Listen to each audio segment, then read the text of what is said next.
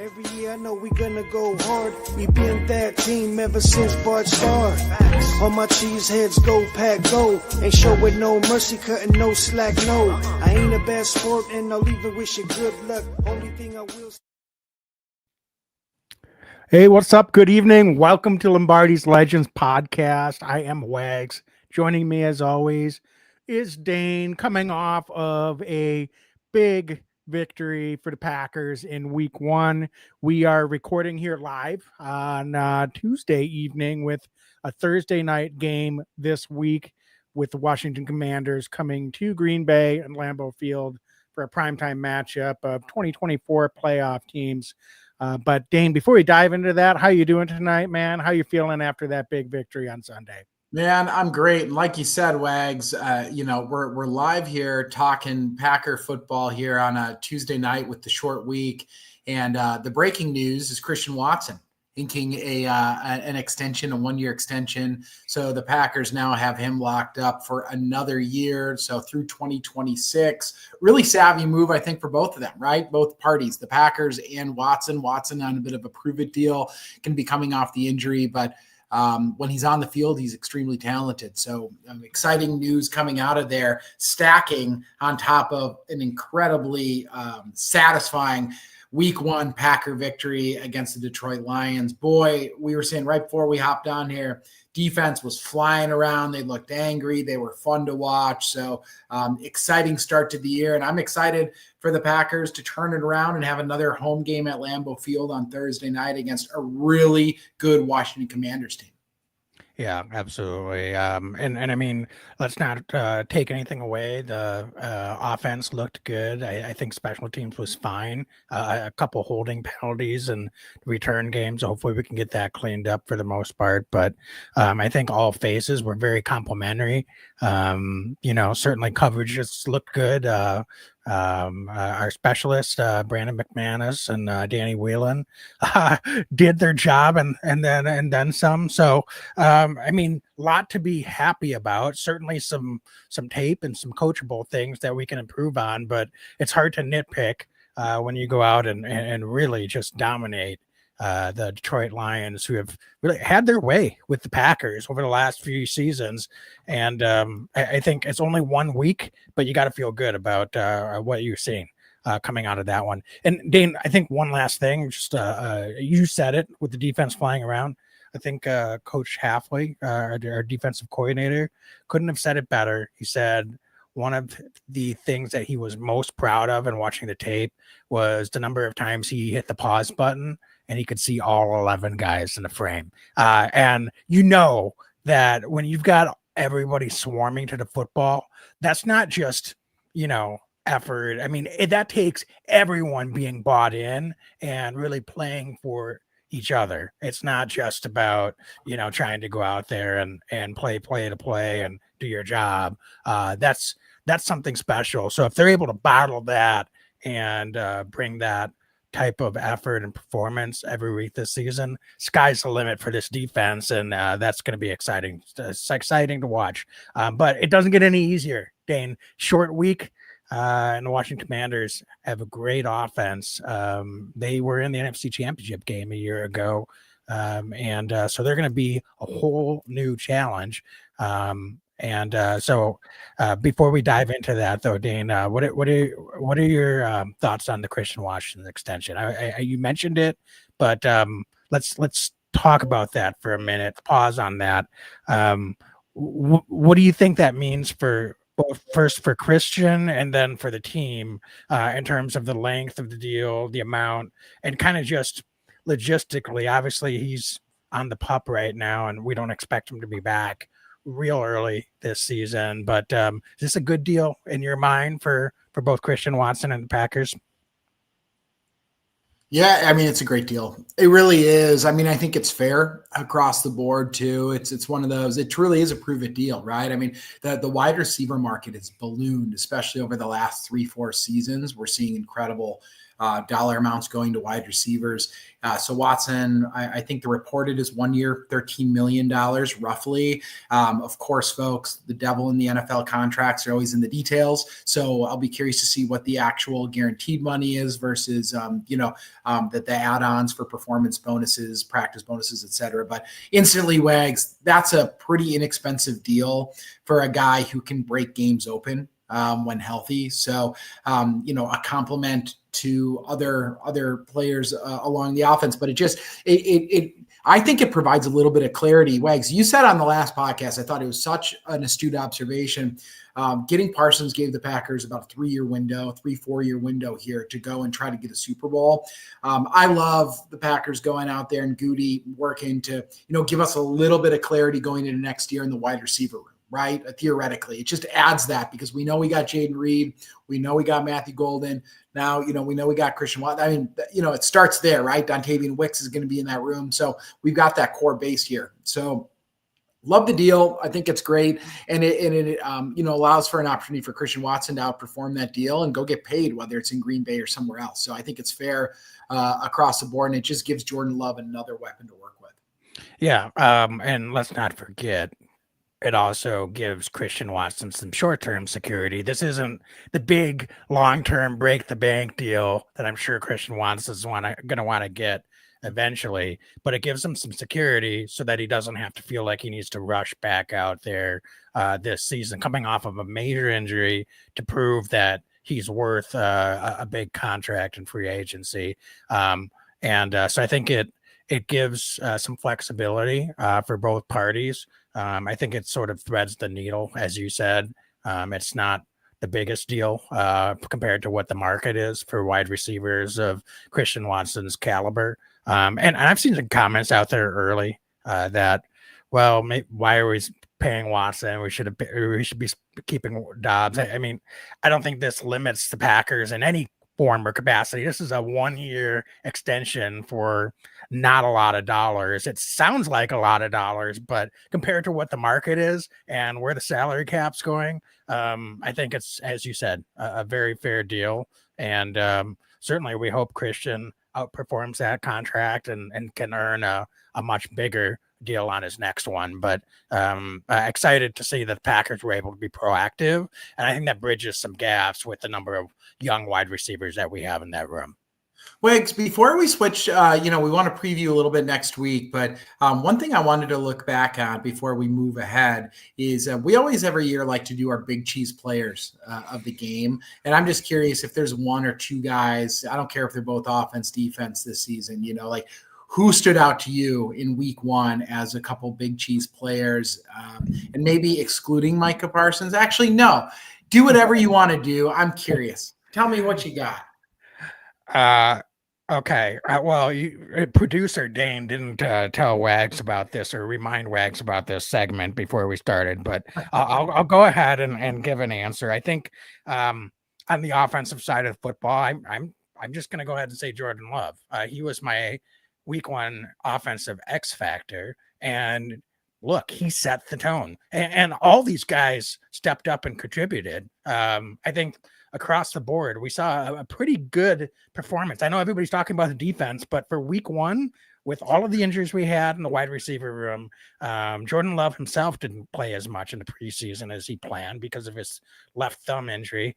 And for all of that, and some kind of moving pieces up front in the offensive line as well. For all of that offense looked pretty good. And I've got to give Jordan Love all of the credit. I thought that he went out there, especially in that first half, did exactly what I was hoping he would do when I said, this is why I'm saying he's an X factor for week one. Now, that's something that now just has to become an expectation moving forward. I think for those reasons, it made sense to me to kind of have that as a selection, but he delivered. So you gotta pay the guy when he delivers what you're looking for.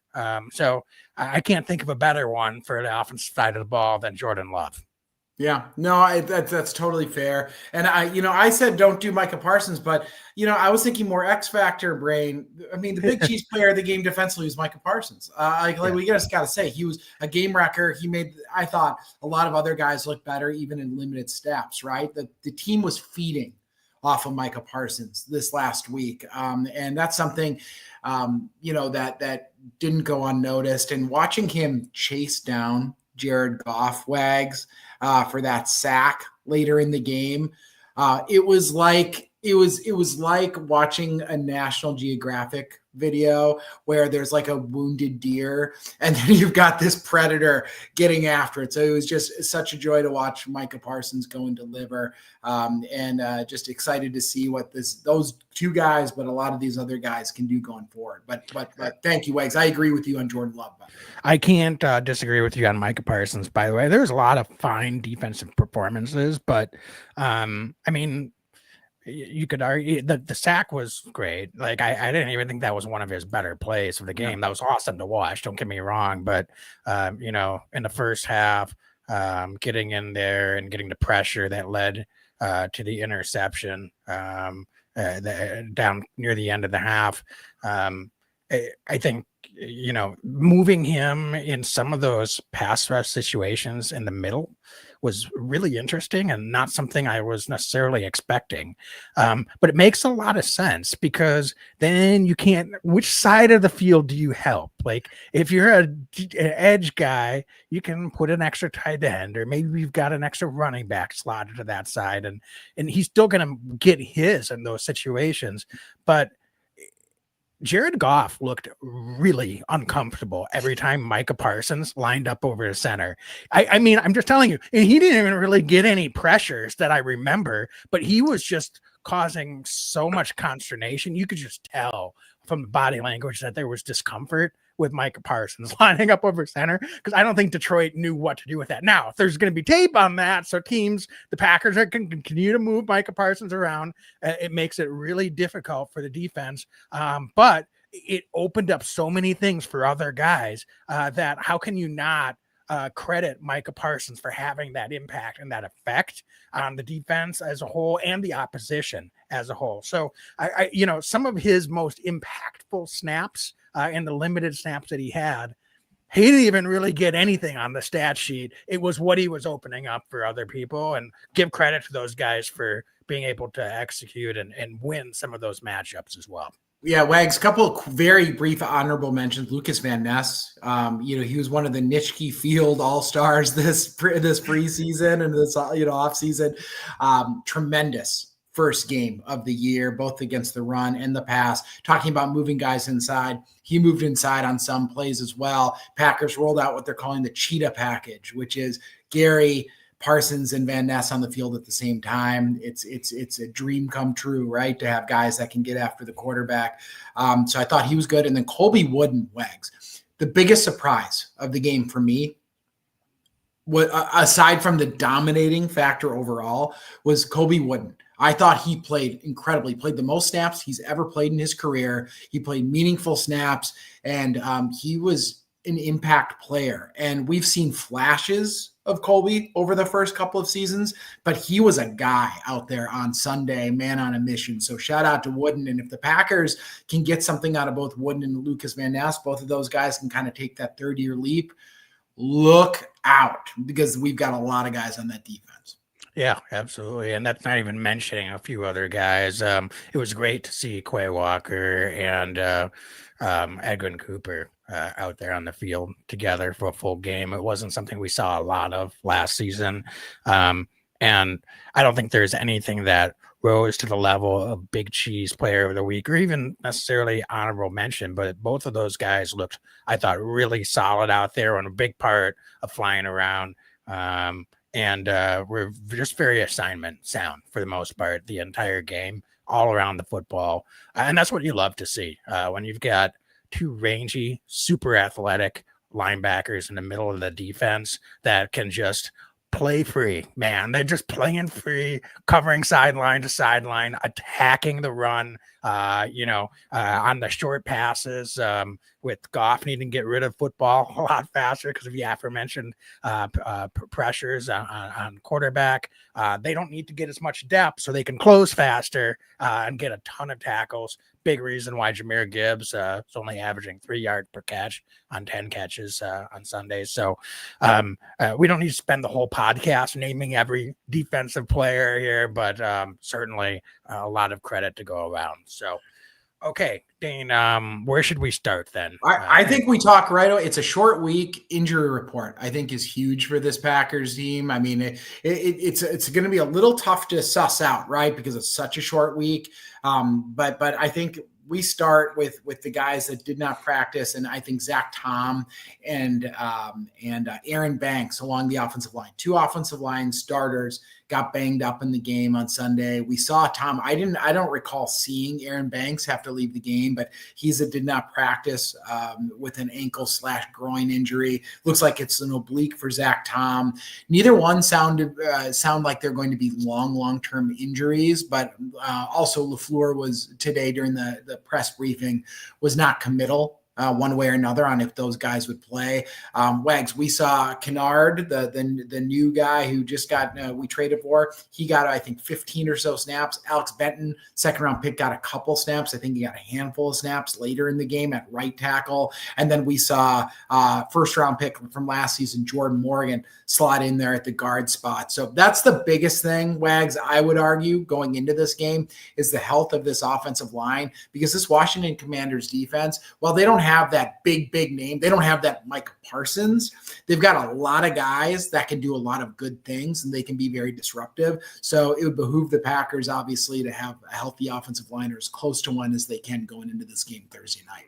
Yeah, absolutely. But let's talk about that for a minute. Last week, I was a little bit leery of some of the depth after their first 6 guys. Now you mentioned Jordan Morgan and Sean Ryan. Sean Ryan got the start at right guard, but they rotated for the most part series at right guard.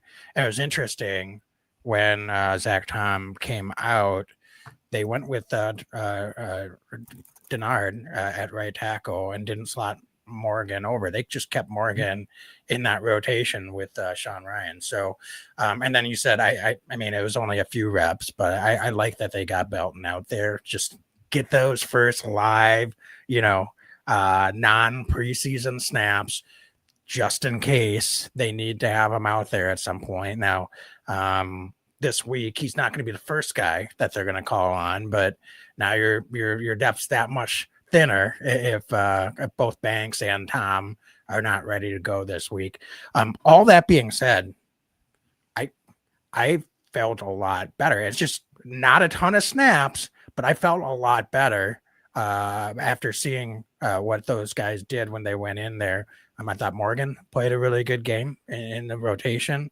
And frankly, I really liked what I saw out of Kennard as well, especially in the run game. I thought he opened up some of the biggest holes that Josh Jacob had all day when he went out there. And maybe that's because he had fresh legs. That could be part of it. But he mauled. And so you really got to like what you see when those guys come in, unexpectedly and make a positive contribution.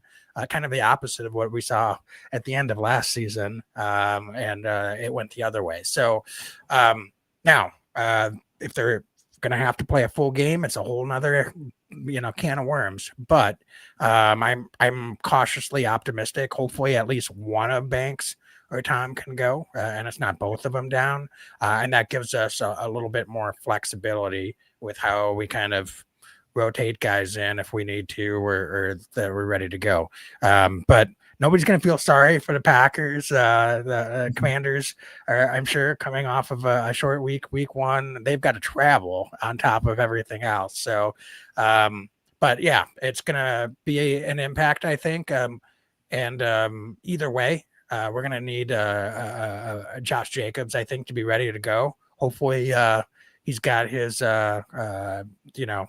ability to break tackles at the line of scrimmage kind of comes to light this week. He didn't have a lot of holes to do that on Sunday until I think in the second half they started to get things going a little bit more on the ground. But we'll have to keep an eye on those big guys up front for sure.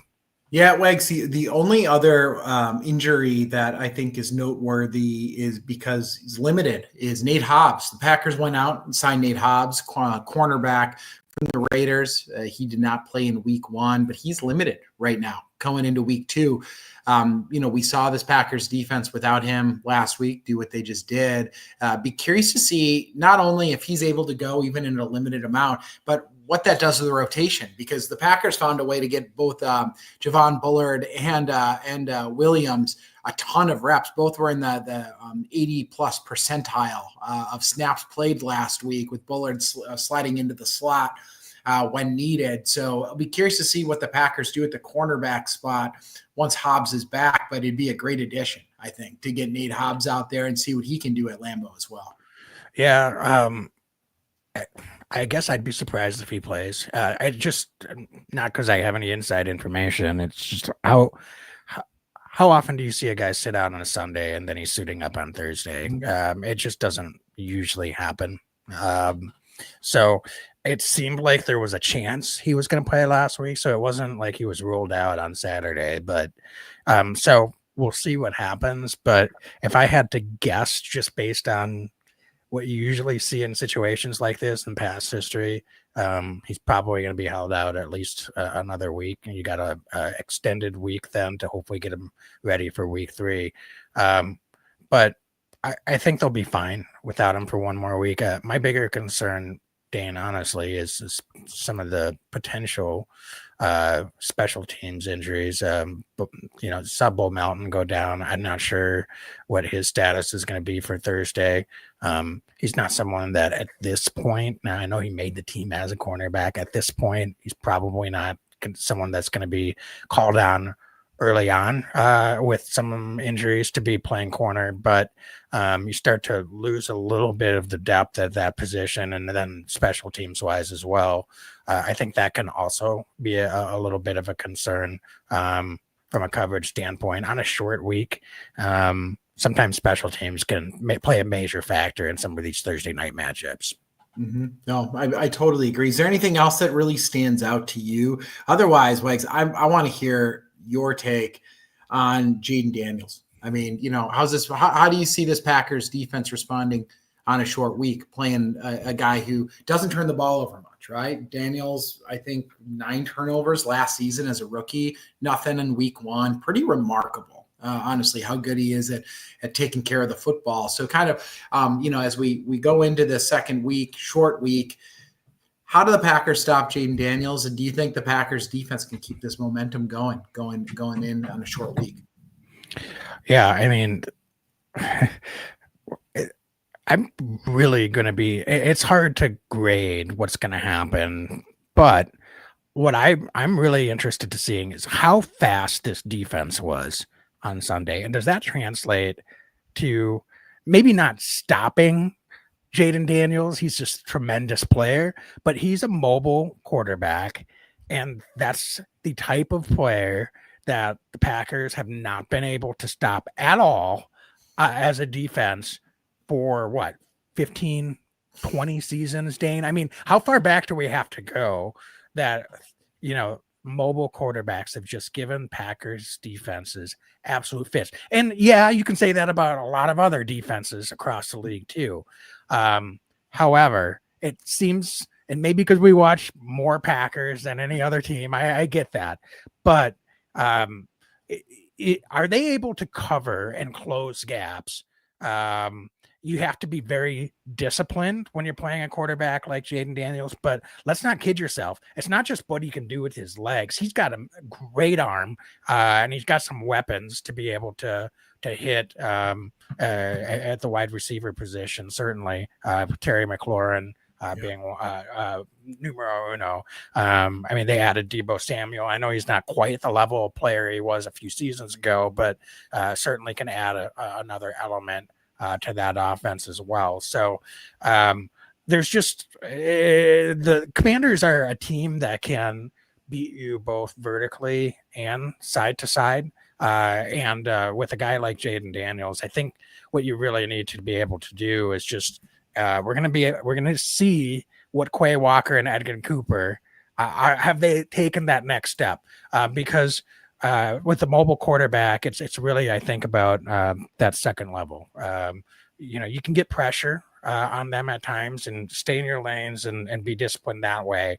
So the front four is important, but I think when it comes to being able to contain a quarterback like Jaden Daniels, a lot of it comes down to guys on the second and third level, and maintaining discipline and not breaking down, keeping that communication in check. So I'm really looking more towards less about, okay, Mike Parsons, maybe he'll get a couple sacks this week. That would be awesome. Can those guys keep the pressure up? That makes a big difference in being able to stop a guy like Jaden Daniels. But is it X on the back end? How is he continuing to just get everybody in the right places and lead that defense from a communication standpoint, all the way back at the safety position? And that kind of just flows forward. And then it's, I think, Edgar Cooper and Quay Walker are the other two guys that are going to have a little bit more head on a swivel, a little bit extra responsibility on their plate with who they're keying on, covering, staying in their zones and staying disciplined to that. And then when Jaden wants to tuck and run it, you're going to have to move quickly, but not overrun or get out of position, because he's shifty and he's fast. So he's going to pick up chunk yardage if you get out of position. So it's a lot. It puts a lot of stress on defense, but like I said, when I started this, answering this question, I'm really, really interested to see how that speed, which is just noticeable, right, Dane? It's just noticeable how fast this defense is compared to what we've seen in previous seasons. Does that translate into at least a little bit of a higher level of success against a quarterback like Jaden Daniels? Yeah, and Gop Matt in the chat said, way they contain Gibbs gives me confidence. And, while not a quarterback still, right? I mean, that they played, I thought the Packers defense played really good gap responsibility, that from what I could tell in week one. I agree, Wags. What I'm going to be curious about is this offensive line for the Commanders. They're okay. They're not world beater. They, on paper, on just what they've done, they aren't a top 3 offensive line. Can the Packers bring pressure with 4? Can the Packers then get the quarterback and get him down, or at least make him rattled and a little uncomfortable with the front 4 that they're bringing? And you called it last week. Devontae Wyatt was your X factor last week. He played great. And, I mentioned Colby Wooden playing the most snaps of his career. Devontae Wyatt also played the most snaps of his career last week. So can he get after it in the middle? But again, who else, right? Because I agree, Wags. I think that on paper right now, this Packer defense, they are the best equipped that they've probably been in any time I can remember, at the linebacker group in particular, to be able to stay with a speedy quarterback. I mean, long gone are the days of Blake Martinez. Like we have guys that can run, I think, and that can get after the quarterback. But I'll throw one other guy at you. It's Javon Bullard. I think Javon Bullard could also be a helpful piece this Sunday in being a little bit of a spy on the quarterback in certain spots. I think that Bullard last week played a lot in the base, actually, at safety, and then he slid over into the slot on more obvious passing downs. Now, this Packer defense plays primarily out of the nickel, but not exclusively. But I could see a scenario when the Packers are in that nickel with Javon Bullard effectively, I don't want to say he's the third linebacker, but he's a guy that's going to be keeping eyes on that quarterback. He's Bullard, somebody that can chase guys down. He's a guy that's fast enough. He's also not afraid to stick his nose in it. So he's kind of somebody that I'm kind of circling as well, Wags, as somebody that I think could be really useful this week in particular against somebody at the level of Jaden Daniels. Yeah. And I think, the gap, I think that's an excellent point with how they were able to contain Gibbs. I think one of the things that can be a little bit more challenging, you talk about Jaden Daniels and how he can hurt you with his legs a little bit is that actually makes it a little bit sneakily difficult to cover running back out of the backfield as well, because they often can get a little bit lost in the shuffle. So you've got to stay on your keys and stay assignment sound. So if Jaden Daniels is the responsibility of Edwin Cooper and certain formations, and then Quay Walker's got to be staying with Krosky Merritt or Austin Eckler, whoever else might be in the backfield on a particular play, because I'll tell you what, that's also how you can get really gashed for chunk yardage, is just some of those little checkdowns. So everybody's so concerned about what the quarterback's doing that they lose sight of. And now the receivers are running, deeper routes downfield. Everybody's got a lot of depth to their drops. And then all of a sudden running back sneaks out, gets a little dump off pass and runs it for 15, 20 yards. So those kind of plays are going to happen. So we can't pull our hair out. It's just how many times do they happen? You got to be able to limit them. And it can be a challenge because you're always going to be more focused on the quarterback. And it's easy to lose sight of a guy if he's able to sneak out and all of a sudden you get gashed for a big gain. Yeah, and Wags, so you mentioned him. You mentioned this running back here, Krosky Merritt. He's a rookie running back. He got some run last week. I mean, obviously Washington thinks enough of him that they traded away Robinson to San Francisco. I think the depth chart, Austin Eckler is still the quote unquote starter, but we all know Eckler is not as much of a between the tackles guy. So he is really the guy I think we need to key in on out of that backfield. I is a between the tackles guy. We don't have a lot of tape on him, but he's definitely impressed. So he's somebody that, mindful of. And then you mentioned Terry McLaurin earlier, just signed a big deal. To my knowledge, I don't believe he was practicing for a lot of the preseason with the contract dispute. So I think he's still probably getting up to speed, but he is a dangerous guy. He not only can move the chains, but he can also find the end zone. He had great success, especially last season in doing that. So it's a big task. But Wags, I do want to say, I think Carrington Valentine is really coming into his own here. I'll be curious to see how the Packers try to defend Scary Terry, but I really like our odds with Valentine. He's somebody that even last week, Wags, there were a number of times where the Packers pass rush was tremendous, but there were a couple times where they didn't get to the quarterback or didn't get to the quarterback right away. And there was some really good coverage downfield. And I think that Carrington Valentine was a huge piece to that. So I'm excited to watch him kind of build going into this season, but he's somebody that I'm circling as well. But Washington can beat you a lot of different ways, but I think it really does start up front with Daniels, who, is just a premier quarterback all of a sudden in this league. Yeah, I think speaking of McLaurin, I think what makes him so difficult, he's a true number one receiver in this league. Coming off his best season. He's had, it wasn't just a flash in the pan. He's been a really good player now for 5-6 seasons, but has coming off his best season as a pro. And one of the things about McLaurin is he's not someone as a number one receiver that necessarily is known for getting a ton of separation, but he's got great hands and he makes a lot of contested catches. And so even when you got good coverage, he can be a real challenge to contain. It's coming off kind of a quiet week one, as you said. I'm sure he's kind of ramping up to full speed here. But the Packers are going to have to be mindful of where McLaurin is and what he can do. And I think some interesting things that they'll have to do.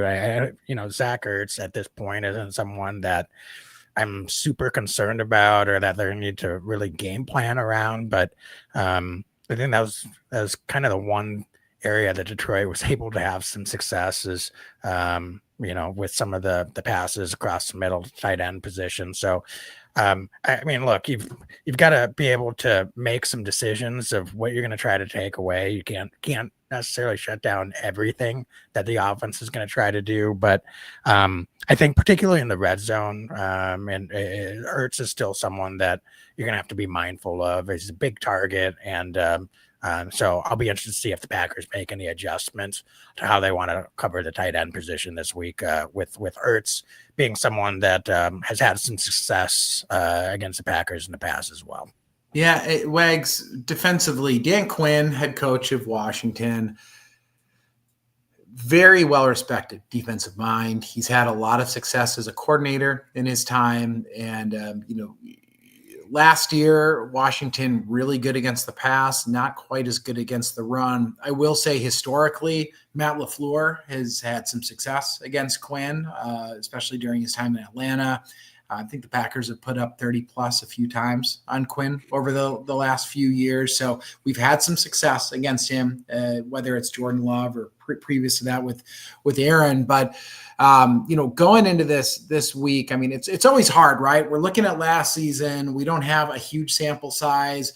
New York Giants, I watched a little bit of that just to prepare for this podcast. And my gosh, Russell Wilson isn't probably starting any longer in New York. New York did not look very good last week. But where I think the Packers could really exploit Washington this week could be with Josh Jacobs. So what say you, Wags? I mean, is this a Jacobs week? Is this a week where we try to run downhill and just punch them in the mouth early and often?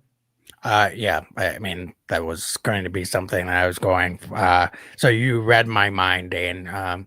Jacobs didn't really get that much work on Sunday compared to what he normally does. Now, part of it was Detroit was able to slow down the Packer running game and really not let anything get going for that entire first half. Obviously, we saw some success through the air. So the offense still had some good possessions and some good series and was able to put points up on the board early in that game. So in some respects, you have to take what the defense is giving you and not be so stubborn about sticking to the game plan that you're just going to force feed the ball to Josh Jacobs if that's not what's working to open things up offensively. But yes, I think A, it's a shorter week. I think B, that's with this particular matchup, that's a way to really get, I think, things going. C, you're facing a really tough quarterback to cover, as we just spent a bunch of time talking about. So if you can win the time of possession this week, Packers did not win time of possession at all on Sunday. And part of that was we had a really short 2-play scoring drive in second quarter, and the Lions were moving the ball a little bit, but it was taking some time. But I think for the defense's sake, you're going to want to try to establish the running game this week. Short week, give Josh Jacobs the rock. Let's get him 20, 25 plus type carries in this game. If there's one thing I would say that maybe there was some opportunities, particularly in the third quarter, making some adjustments at halftime. They handed the ball off to Josh Jacobs 3 consecutive times on 3 and out in the third quarter. I think that was their first offensive possession. And I get that they finally were able to get 4 or 5 yards on those first 2 carries and got stuffed on third down. I would have liked to see him get, a few more targets in the pass game. So I think that's where Josh Jacobs can also really impact and open some things up for both himself and for the offense. So that would have been one slight criticism I would have had is I think with what the Lions were trying to do in that first half, that would have been a nice little adjustment is maybe get the ball to Josh Jacobs as a receiver out of the backfield a few times and see how the defense is able to respond and react to that. That gets them in some open field.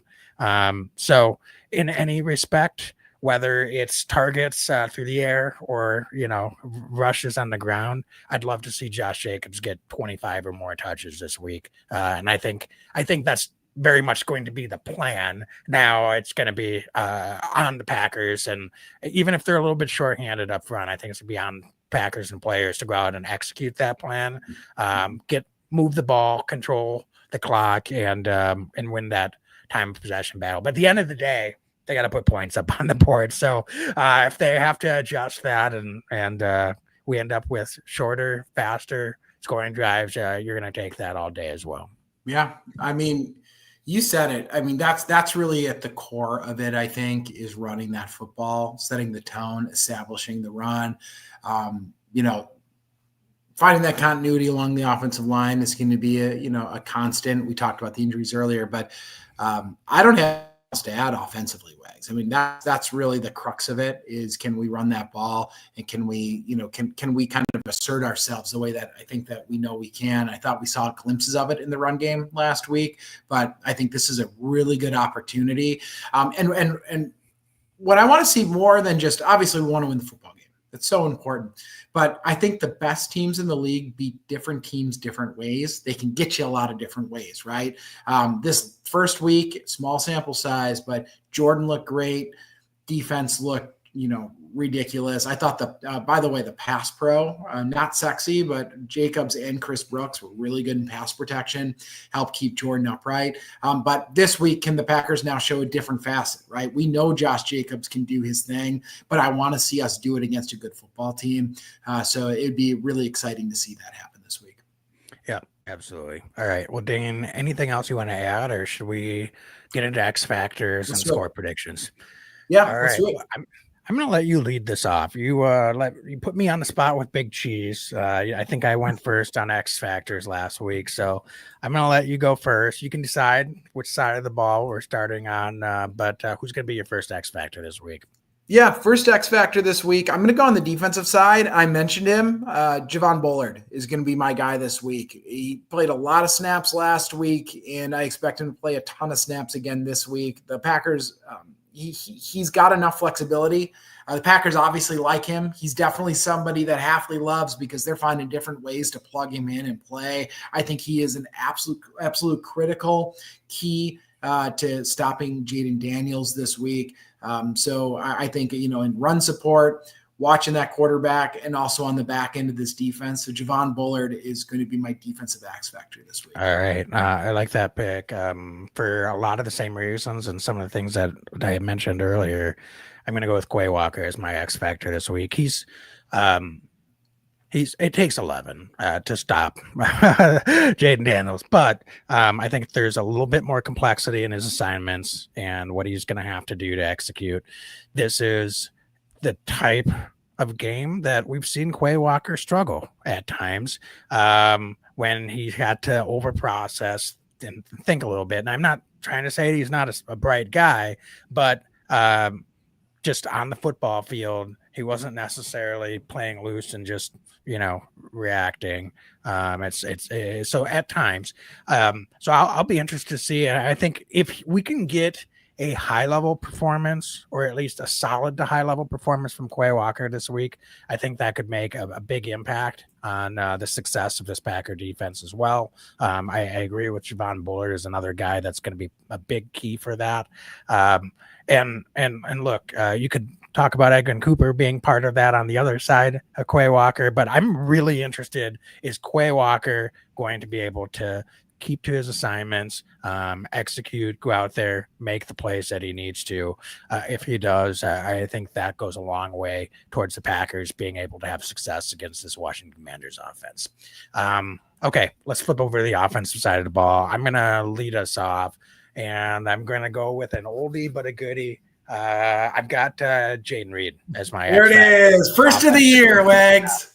I know he scored a touchdown last week. He didn't get a ton of targets. I don't know what that looks like, but I think it's going to be really incumbent on Packers to have more crossing routes, more misdirection this week than what they did against Detroit last week. Jaden Reed's always a big piece of that offensively when you're talking about those short or intermediate level crossing routes. So I think there's going to be more passes this week thrown his way. And so I expect Jaden Reed's going to be getting more opportunities to make an impact. I was very impressed with how the Packers executed on third down, other than 3rd and 1, which is just, I guess, going to be a thing for forever, as long as Coach LaFleur is our head coach and calling the plays. Love you, Coach LaFleur, but we got to figure that out, man. But Jaden Reed, I think, could be a big piece of a big difference maker when he's getting targets in some of those 2nd and 3rd down situations. And could be a big part of moving the chain. So for that reason, I've got Jaden Reed as an X factor this week, and I'm hoping that as part of that, if he's able to go out there, he also gets in the end zone for his 2nd consecutive game as well. Terrific. Terrific. I'm going to go with Tucker Kraft, Wags. This is a Packer team that I think has a little more personality than maybe in some years past. And by personality, I mean a little bit of edge. There's an edge defensively. There's also an edge offensively. And I think that Tucker Kraft kind of sets the tone a little bit. He plays pretty angry. He's somebody that not only can go up and get a touchdown like he did this last week against Branch, but he also plays in line. He's a really strong blocker. We talk, Wags, a little bit about needing to set the tone and run the ball. I think Kraft is going to be an integral part of that this week, but I also think that he's going to be, dare I say, a dagger in Washington as a pass catcher as well. So, his breakout season last year, no doubt about it. This year, he's going to be building on that. I think that this is an opportunity for Tucker, national television, to start to become that household name nationally. We all know the heck he is, and I think that some folks know who he is, but this could be one of those games where it's like, oh yeah, Tucker Kraft, the guy we've been watching make, huge plays after the catch. America, this is Tucker Kraft. This is a good week for him, big week for him. So he's our X factor. I'm also expecting a really big week from Tucker Kraft. I love it. I wasn't sure if you were going to go with Matthew Golden and steal my proclivity to do rookie wide receiver as offensive X factor every week for a while. But quietly, I'm just going to say, I think just keep an eye. I think Matthew Golden. So I'm hedging my bets a little bit here, Dane. So sue me. But hey, it's our podcast. You can do whatever you want, buddy. I love it. All right. Score predictions. Dan, I think this is going to be a lower scoring game Thursday night. I think you got two pretty good defenses. Obviously, we love what we saw from Packers in week 1. Traditionally, early season, short turnaround, a little bit harder for offenses than it is for the defensive side. So I think I've got this one, Packers 20, Commanders 17. I think it's a close game.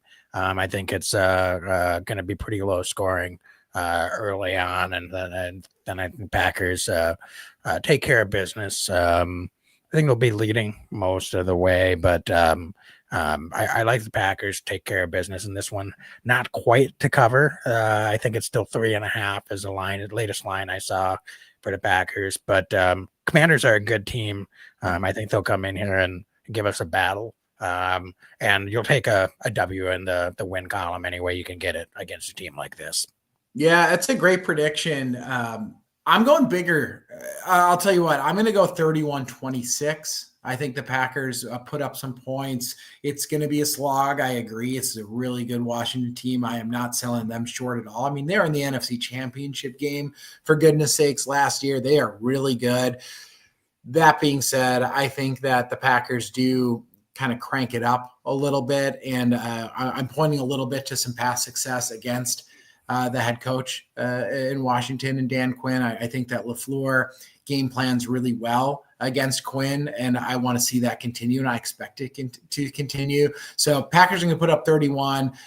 Jaden Daniels, out of sheer talent, he's going to keep this thing really close. But I just think at the end, the Packers are going to be a little too fast, and they're going to come up with a timely play. I don't know what that play is, but defensively, they're going to come up with a play when we need them to, and Packers are going to win this football game. Got it. Awesome. Well, Dane, anything else to add before we close up shop here tonight?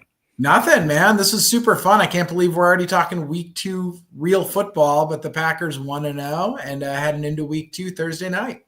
Yeah, absolutely. Well, it was fun to talk about it, and yeah, it'll be here quickly. Looking forward to it, and then we'll be able to enjoy a stress-free weekend Yes. of football either way. So, all right. Well, thanks everyone for joining tonight. As always, be legendary and go Pack, Go go. Pack, go. Every year I know we gonna go hard. We been that team ever since Bart started. All my cheese heads go Pack go. Ain't showing no mercy, cutting no slack, no. I ain't a bad sport and I'll even wish you good luck. Only thing I will